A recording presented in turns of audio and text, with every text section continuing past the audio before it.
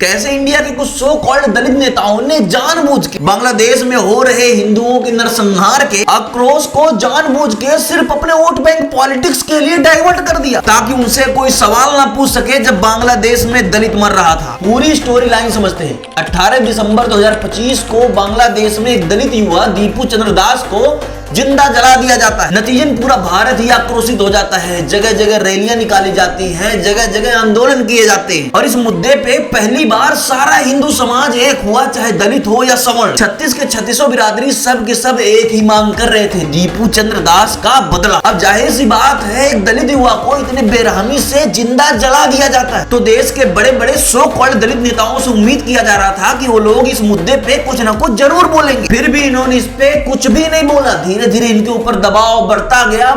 पर ये लोग सिर्फ कहलाने के लिए ही दलित नेता हैं, क्योंकि ये मुसलमानों के खिलाफ एक भी शब्द बोल नहीं सकते हैं, क्योंकि इनकी औकात ही नहीं है। अब धीरे धीरे इन्हें समझ में आ रहा था कि सारे हिंदू एक हो रहे हैं, सिर्फ मुसलमानों की ओर से इलेक्शन जीत नहीं सकते हैं और ऊपर से सबके सब लोग इनसे जवाब मांग रहे थे। इन पे धीरे धीरे दबाव बढ़ते जा रहा था। तो फिर इन्होंने चला अपने तुर्प का इक्का और जानबूझ के इन्होंने अपने कार्यकर्ताओं से मनुस्मृति जलवा दिया। ये वही पॉइंट था जहां पे पूरे देश के हिंदुओं का ध्यान बांग्लादेशी हिंदुओं के बजाय मनुस्मृति वर्सेस बाबा साहेब हो गया। और कुछ ऐसे ही सिर्फ अपने राजनीति के चक्कर में बांग्लादेशी हिंदुओं से ध्यान डाइवर्ट करके मनुस्मृति वर्सेस बाबा साहेब जानबूझ के करवा दिया गया। बांग्लादेश में हिंदू आज भी मर रहे हैं, पर हम लोग तो मनुस्मृति वर्सेस बाबा साहेब में लड़ेंगे। और जब तक हिंदू ऐसे आपस में लड़ते रहेंगे तब तक ऐसे नेता इलेक्शन जीतते रहेंगे और हिंदू दुनिया भर में अल्पसंख्यक पे अल्पसंख्यक होते चले जाएंगे।